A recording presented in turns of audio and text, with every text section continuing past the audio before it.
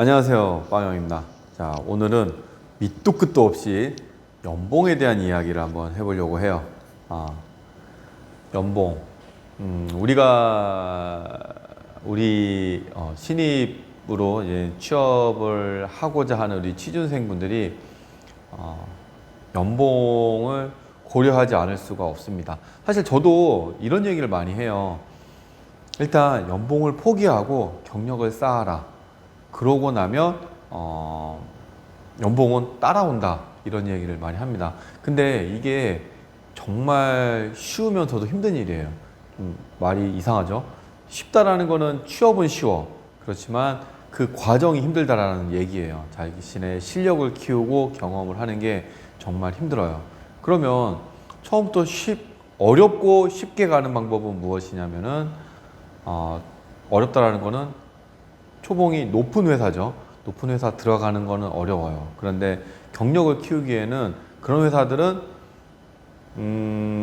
회사에서 체계적인 업무를 학습을 할 수가 있죠. 예를 들면 뭐 개발 방법론 같은 것들, 이런 거 있잖아요. 뭐 애자일을 뭐 한다느니, 뭐 TDD를 한다느니, 뭐 이런 이야기들을 하잖아요. 근데 대체적으로 연봉이 낮은 회사들은 그런 것에 대한 고려를 하지 않습니다. 일단 취업을 하면은 빨리 나가서 주먹구구라는 말이 좀 안 좋은 얘기일 수도 있지만, 주먹구구식으로 본인이 직접 학습을 해야 되는 그런 상황이 오게 됩니다. 그래서 쉽게 취업을 해서 어렵게 자신의 몸값도 올리고 경력도 쌓느냐, 아니면 어렵게 취업을 해서 쉽게, 사실 어렵게 취업하면 어렵게 경력을 쌓죠. 그렇지만 이건 확실한 방법인 거죠. 최근에 달린 댓글 중에, 영상에 오래전에 올렸던 영상 중에 달린 댓글에 이런 이야기도 있어요. 뭐 본인이 취업을 했는데 뭐 2,700이다 라고 해서 거절하고, 뭐 3,200이라고 했는데 막상, 그러니까 3,200이라고 했는데 막상 그러니까 면접을 봤더니 뭐 2,700에 플러스 뭐 옵션들 뭐 얘기는 하고 해가지고 거절했고, 뭐 2,000대 얘기해서 거절하고, 그래서 일단 그냥 경력 쌓으려고 들어가려고 했다가 그냥 더 봤는데 지금 뭐 3,200 주는 곳에 취업을 했다, 뭐 이런 댓글도 들어왔고요. 제가 댓글들은 다 읽고 있습니다. 그리고 댓글 쓰고 지워도 저한테는 다 와요. 그러니까 뭐 좀 지울 거면은 처음부터 안 써야 되는 거죠. 뭐 아무튼 그래서 뭐 진짜 3천 이하는 가지 마라. 결국은 일은 다 있다라고 하는데 그 과정이 얼마나 힘들어요. 그죠? 그래서 쉽게 가는 방법을 얘기를 했고, 가서 본인이 정말 많은 노력을 해야 돼요. 많은 책을 보고 많은 경험을 하고 해야겠죠. 근데 재밌는 거는 제가 어제 영상 2020 마무리 하면서 올린 영상이 있었는데, 거기서 잠깐 얘기를 했지만 누구나 들으면 아는 유명한 회사를 다니신 분이 있어요. 그분이 사람을 이제 추천을 해달라고 저한테 이메일을 보내오셨는데, 사실 제가 추천을 해드릴 수는 없고, 그렇잖아요. 제가 사실 그분이 유명한 회사를 다녔다라는 이력은 있어, 알겠단 말이야. 그런데 그분이 창업하는 회사가 어떤지 난 모르잖아. 그죠? 그 유명한 회사들 있잖아요. 은행 업무하는 IT 회사, 뭐 그런 회사나 저기 뭐 배송하는 회사, 뭐 이런 회사들 아무튼 이름 있는 회사들, 누구나 들어가려고 하면은 코드 테스트를 꼭 봐야 되는 회사들, 이런 회사들을 뭐 네 군데나 다녔더라고. 그러면은 도대체 왜 네 군데를 이렇게 빨리 옮겼을까라는 생각이 일단 들고, 왜 거기에 만족을 못했을까라는 생각도 들고, 물론 창업하는 게 나쁜 게 아니죠. 나쁜 게 아닌데 어떠한 야망을 갖고 계신지는 모르겠어요. 하지만 어쨌거나 지금 저는 그분의 회사 아이템도 모르고 아무것도 모르기 때문에, 그리고 무엇보다도 제 주변에 프론트엔드 개발자가 없어요. 그래서 추천을 못 해드리고요. 혹시 이 영상을 보시고 나 프론트엔드 그 회사 한번 도전해보고 싶다라고 하시는 분들은 댓글 달아주세요. 그러면은 그분이 이 영상 보시면은 혹시 보시지 않을까라는 생각이 듭니다. 자기 개인 정보니까는 그렇게 노출하지 마시고 저한테 보내주시면 제가 전달을 해드리든가 할게요. 저한테 보내주시면. 아무튼 그분이 이제 스타트업을 자기는 이제는 이름 있는 회사들을 나오고서 이제 창업을 했지. 창업을 했는데 일을 하다 보니까 이제 1인 사업자 일을 하다 보니까 사람이 더 필요하다라는 걸 느껴요. 그런데 사실 본인이 얘기를 하고 싶은 사람은 이제 시니어 개발자죠. 경력이 어느 정도 있는 사람하고 얘기를 해야 대화도 통하고 뭔가 결과물도 바로바로 나올 수 있는 거죠. 그런데 누가 스타트업의 경력자가 오려고 하냐 이거죠. 스타트업은 아직 안정권에 들어서 있는 회사가 아니잖아요. 그래서 누가 오겠냐. 그래서 사람을 뽑으려고 내놨는데 사람도 안 뽑혀. 왜? 스타트업이니까, 작은 회사니까 안 뽑히는 거죠. 그래서 이제 저한테 추천을 해주겠다라고 하셨는데, 그 영상이 어떤 영상이냐면은 제가 연봉 한 2,800 이상 주는 데로 가라. 진짜 마지노선으로 한 2,700까지는 한번 고려해 봐라 라고 한 영상이 있어요. 근데 그 영상을 보시고서 거기에 댓글 달아주신 건데, 그 영상을 보시고 이메일로 저한테 보내주셨는데, 그 영상 보고 2,800 이하는 안 되겠구나. 그래서 생각하신 게 3,000에서 3,200을 생각을 하셨어요. 그래서 3,000에서 3,200인 회사를 창업이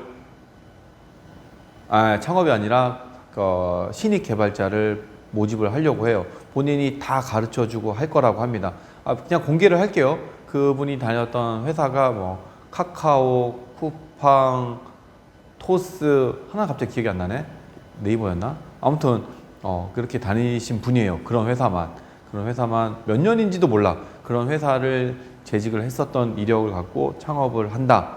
그런데 실제로는 경력이 있으신 분을 채용을 하고 싶은데 현실적으로는 어렵다. 그래서 본인이 다 가르쳐 주면서 해야 되는데 연봉을 작게 주면은 스타트업에 오려고 하지 않으니 본인이 그동안에 학습했던 모든 지식들도 가르쳐 주면서 직접 가르쳐 주면서 이제는 같이 성장해 나가고자 하는 거죠. 근데 연봉은 3,000 이상을 책정을 했다라는 거예요. 포지션은 프론트엔드입니다. 네.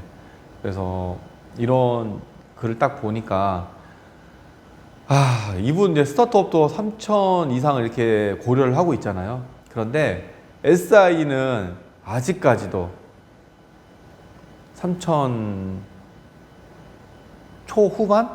초후반 좀 이상하네. 중반대, 중초반대를 유지를 하고 있어요. 초급 신입사원 연봉을. 그러니까 3,400, 200. 학력도 따져. 학력에 3,200에서 400 정도. 이 정도를 시작으로 하는 회사들이 아직까지 있어. 그래서 저는 그런 회사는 일단 추천을 안 해요. 근데 대부분의 SI 회사들이 그런 회사들이에요.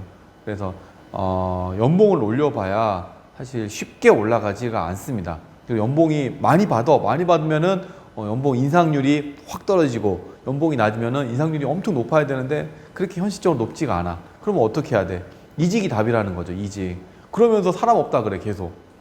그리고 신입사원들은 신입으로 어쨌거나 연봉이 높든 낮든 취업을 하게 되면 실력이 계속 늘죠. 늘 때 이게 몸값이 계속 올라가는 거야. 근데 우리 회사에서 경력을 쌓았고 실력이 향상됐기 때문에 우리는 연봉 테이블은 이거밖에 줄 수 없다 라고 하는 회사들이 많아요. 저는 10년 전에도 그랬지만 지금도 똑같은 생각을 하고 있어요. 왜 기업들은 그럴까? 왜 자신만의 말도 안 되는 기업 입장에서의 연봉 테이블을 여전히 고집하고 있을까라는 생각을 많이 해요. 그러니까 이게 연봉 협상한다 그러잖아요. 협상. 양쪽이 서로 수락을 해야지 계약이 성사가 되는 거예요. 그러니까 연봉 계약을 하는데 일방적인 거야. 회사가 일방적인 거야. 고용주는 일방적인 거야. 근데 취업을 하고자 하는, 그러니까 일을 하고자 하는 근로자 입장에서는 더 올려줘야 되는데 그러니까 기업 입장에서는 우리는 연봉 테이블이 이렇습니다. 자, 그러니 몇 프로 인상됩니다. 거의 통보식이야. 근데 이것도 사실 이상한 거지. 통보를 하면 안 되죠. 협상을 해야지, 말 그대로. 그러면 통보를 일단은 우리는 이 정도 선을 제시를 합니다. 이게 맞겠죠. 그래, 제시를 했어. 제시를 했으니까 이제는 그 근로자 입장에서는 그 연봉을 받고 나는 더 올려주세요. 뭐 이런 얘기를 하겠죠. 그리고 자신이 생각했던 것보다 더 많이 올려줬으면은 수락을 하겠고. 근데 이거는 어쨌거나 나중 얘기인데 끝까지 이제는 우리 회사 연봉 테이블 기준은 더 이상은 어렵습니다라고 하면은 퇴사를 하면 되는 거예요. 근데 동종 업계로 이직을 하잖아? 그러면 대우를 내가 원한 급여 정도 수준이거나 아니면 그 이상을 받을 수도 있어요. 그래서 계속 이직을 하게 되는 거죠. 그러면 지금 다니고 있던 사람이 나가고 나면은 그 자리에 그 정도 경력에 그 정도 실력의 사람을 채용을 하는데 최초 그 나가려고 했던 사람이 제시한 연봉 그걸 주게 되는 거예요. 왜 그러냐고. 나 그걸 모르겠어, 진짜. 그리고 계약서에 그런 내용이 있어요. 동종업계로는 갈 수 없다. 이런 조항이 있습니다. 왜? 그거 불공정 계약이죠. 그것까지 침해를 할 수는 없어요. 개인의 권리를. 남이 밥 벌어 먹고 살겠다는데 내가 그동안 쌓은 경험과 기술들을 쓰지 말라고? 이런 게 어딨어. 근데 그런 얘기를 하는 사람들이 있더라고요. 그래서 저한테 이메일로 고민 상담하셨던 분들이 있었는데 현재는 많이 없겠죠. 근데 아직 여전히 있다라고 하면은 그 회사 이상한 회사예요. 그거 말도 안 되는 회사 그거 그냥 공갈 협박인 거지. 그런 게 어딨어. 예를 들어 네이버 다니다가 카카오로 가면 안 되는 거야? 동종업계잖아. 같은 뭐 포털 서비스 하는 데고. 물론 그 안에도 세부적으로 가면 많이 달라지겠지만 어쨌거나 크게 봤을 때 예를 들자면 그렇다는 거죠. 아무튼 그런 것도 많이 고려를 해야 되는데 여러분들이 SI를 가고자 했을 때 현재는 아마 2,400 정도를 얘기를 할 거예요. 그 이상 주는 데도 있는데 그 정도 주는 회사가 있어요. 저는 그런 회사는 비추를 합니다. 어쨌거나 다른 데 빨리 이직을 할 거야. 그런데 지금 비추를 한다는 거는 어떤 사람들한테 하는 얘기냐면은 일반 국비학원을 그냥 나와서 취업하는 사람한테는 비추를 하지 않아요. 추천을 합니다. 근데 그런 사람이 아니라 본인이 노력하고 그 이상의 실력을 갖고 계속해서 발전해 나가려는 자세를 가진 사람들은 저는 비추를 한다는 거죠. 연봉 3천 받고 가야지. 자신이 그동안 노력하고 준비한 게 얼만데. 근데 겨우 뭐 학원 5, 6개월 다니고서 취업하는 사람들하고는 다르죠. 그런 사람들한테는 비추를 하고 3천 이상을 가는 걸 추천을 하죠. 근데 그렇게 가려면은 SI보다는 아마도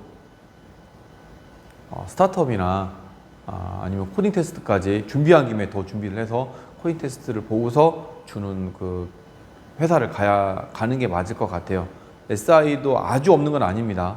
그렇게 주는 회사가 있어요. 물론 그 정도 주려고 하면은 규모가 굉장히 클 겁니다. 그리고 많이 주는 데는 그만큼 들어가기가 힘들어요. 앞에 얘기했듯이 처음이 힘드냐, 처음이 쉽냐 이 차이인 거죠. 처음이 쉬운 데는 연봉이 낮을 테고 처음이 어려운 데는 연봉이 높겠죠. 그래서 이런 거를 잘 고려를 해서 나는 그래도 빨리 취업을 해서 경력을 빨리 쌓겠다. 나는 그렇다는 사람들은 연봉 2,400에서 한 700, 800 사이로 갈 수가 있고요.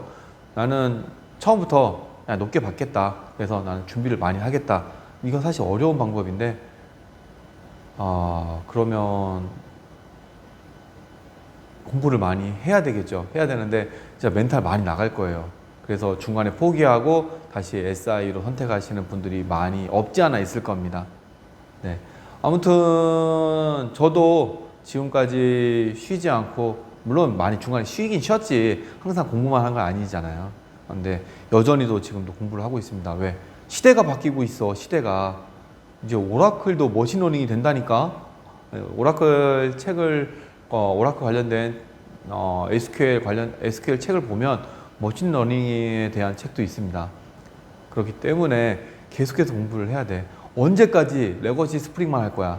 자바 레거시 스프링 언제까지 할 거야? 이제 스프링 부트 나오고 하는데 스프링 부트 나오고 하면은 이제 마이크로 서비스가 이제 본격화 되겠죠. 그러면은 언제까지 타임리프나 이런 걸 쓸 거야? 이제 프론트엔드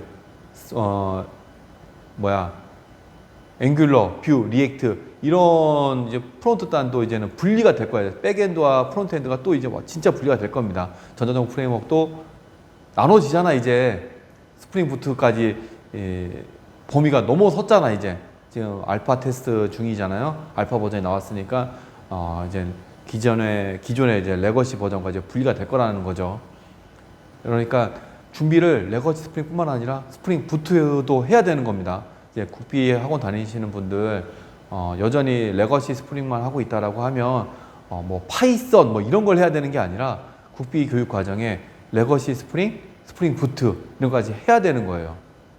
그래서 그리고 뭐 Git도 당연히 공부를 해야 되고 도커도 해야 되겠죠. 도커 하는데 찾는 데가 많아.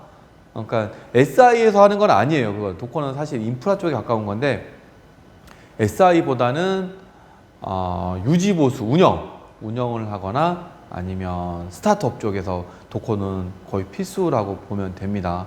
그래서 올해 공부하실 때 준비를 잘 하시고 내가 쉽게 취업을 해서 어렵게 내가 경력을 쌓고 할 것인지 아니면 어렵게 취업을 해서 쉽게 아니죠. 어렵게 취업하면 끝까지 어렵게 가는 거야. 그렇게 할 건지 잘 판단을 하시기 바랍니다. 올 한 해도 코로나 때문에 이제 온택트, 언택트 이런 얘기가 많죠. 비대면이야. 비대면의 필수가 뭐예요? 인터넷이죠. 서로 이제 온라인상으로 되는 거야. 온라인에서 뭔가를 하려고 하면 뭐야? 이제 온라인 개발자들의 세상이 되는 거죠. 이제 개발자들이 할 일이 무궁무진해집니다. 많은 기술들을 응용을 해서 이 일 저 일 많이 할 수 있으니까 지금 이 시점에 자신의 자리를 꼭 자리매김하시기 바랍니다. 네, 도움이 되시길 바라고요. 도움 되겠죠? 공부하시는데 방향 잡는데. 네, 오늘 여기서 마치도록 하겠습니다. 감사합니다.